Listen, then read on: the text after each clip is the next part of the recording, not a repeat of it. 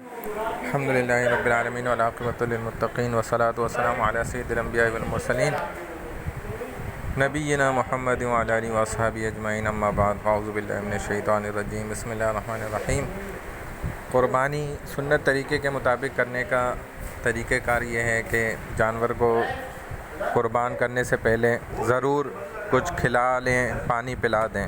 اگر کھا پی رہا ہے تو کھانے دیں، اور اس کے بعد جب وہ کھانے پینے سے فارغ ہو جائے تو اس کی پھر قربانی کرنی ہے، اور اس طریقے سے کہ اس کو بائیں کروٹ پہ لٹا کے اور چہرہ اس کی گردن جو ہے قبلہ رخ کرنی ہے۔ پھر قبلہ رخ کرنے کے بعد اپنا بایاں پیر اس کی گردن پہ رکھ کے اور تیز چھری پہلے سے کر لی جائے۔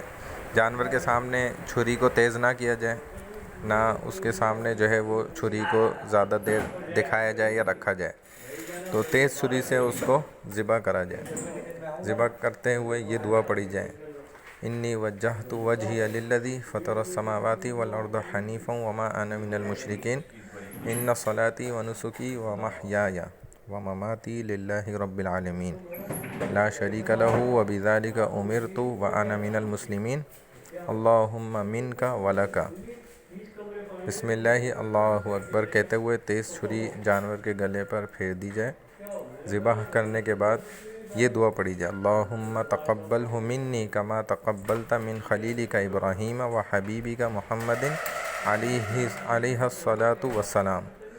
اگر جانور میں زیادہ حصے دار ہیں تو منی کی جگہ من کہا جائے، منی کی جگہ من کہا جائے۔